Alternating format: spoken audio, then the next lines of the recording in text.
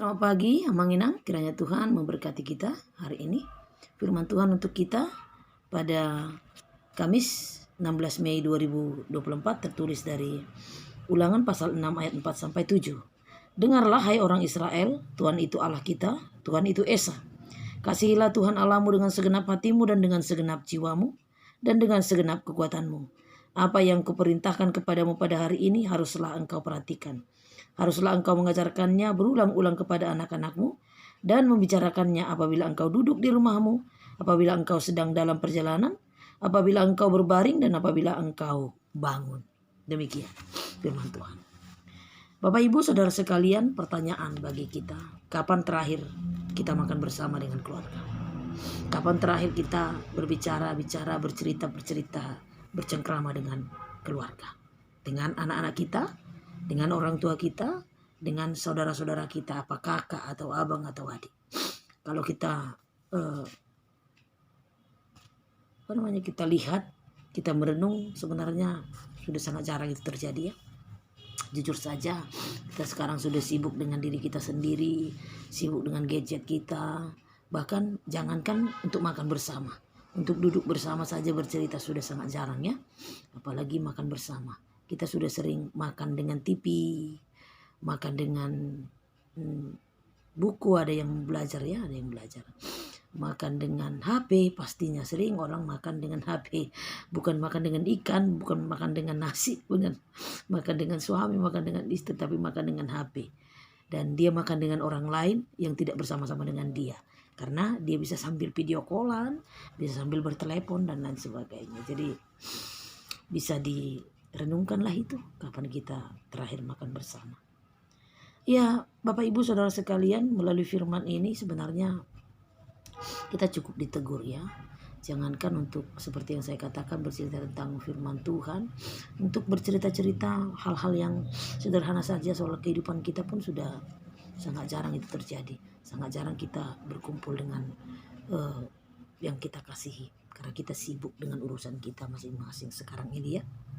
Ternyata pertemuan kita yang sangat jarang dengan orang yang kita kasihi, interaksi kita dengan yang di depan mata kita, itu sangat mempengaruhi pada mental kita.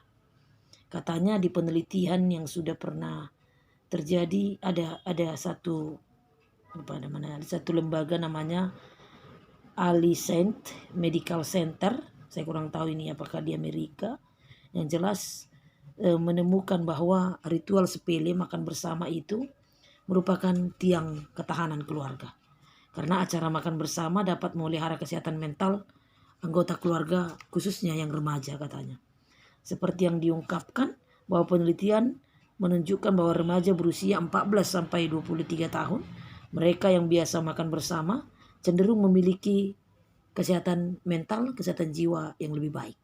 Psikologi dan mentalnya katanya jauh lebih baik ketika boleh berinteraksi dengan keluarga, apakah saat makan bersama atau berinteraksi bersama di tengah-tengah keluarga. Iya. Nah, kita terkejut bukan dengan penelitian itu? Karena jangan-jangan sudah banyak anak-anak remaja sekarang, anak-anak yang sedang dalam perkembangan sudah mulai tidak suka dengan berbicara bersama ya kan? Karena mereka menganggap bahwa lebih sour, lebih nikmat bersama HP-nya. Ternyata itu merupakan satu gangguan mental.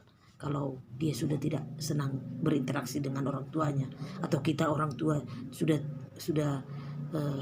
kurang senang berinteraksi dengan anak-anak kita, atau kita kurang berinteraksi dengan suami, atau suami kurang berinteraksi dengan istri. Ini kan pertanyaan, berarti ada sesuatu yang rusak di antara kita. Maka cobalah kembali melalui firman hari ini diingatkan, cobalah bina kembali, kembangkan kembali, tumbuhkan kembali interaksi kita sesama keluarga di tengah-tengah rumah.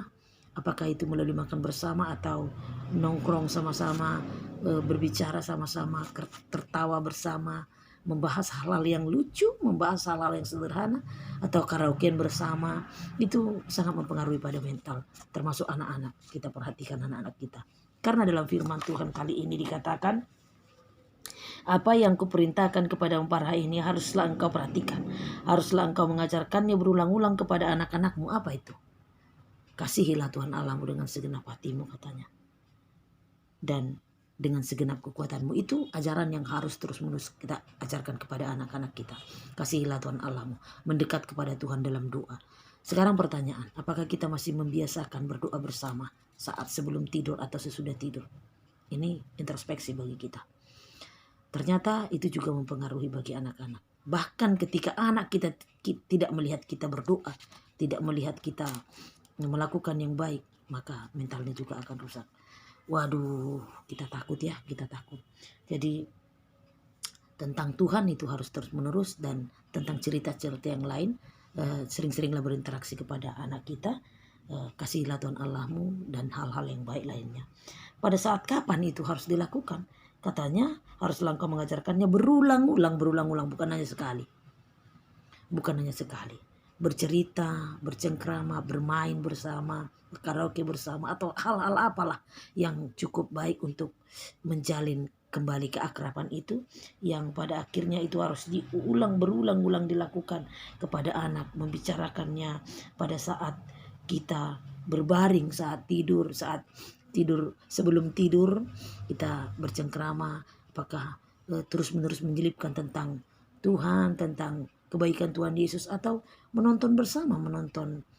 Saya sarankan kepada orang tua, bukalah film di YouTube kah, Superbook itu film animasi Alkitab yang cukup menarik untuk ditonton anak-anak, sehingga film-film kisah-kisah tentang Musa, Daud, tentang Daniel, Sadrak, Mesak dan Abednego, tentang Nuh. Ada banyak cerita yang boleh kita ceritakan kepada anak-anak sehingga itu terpatri di otaknya. Kalau kita ceritakan dan sama-sama menonton, berinteraksi dengan dia, maka itu pasti akan membawa manfaat. Haruslah engkau mengulang-ulang untuk pada saat berbaring atau saat bangun, sapalah dia, berinteraksilah dengan dia, tertawa bersama dan lain sebagainya.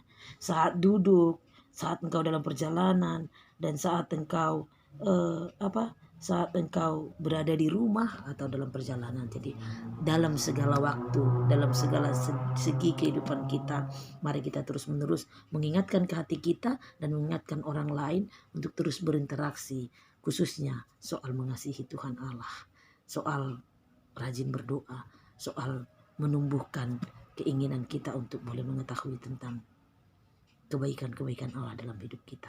Bukan hanya untuk diri kita, untuk anak-anak kita. Maka jalinlah kembali interaksi, baik saat makan bersama, itu katanya mempengaruhi mental, atau saat kumpul bersama, atau saat berbaring sebelum tidur, atau duduk-duduk, atau dalam perjalanan pun.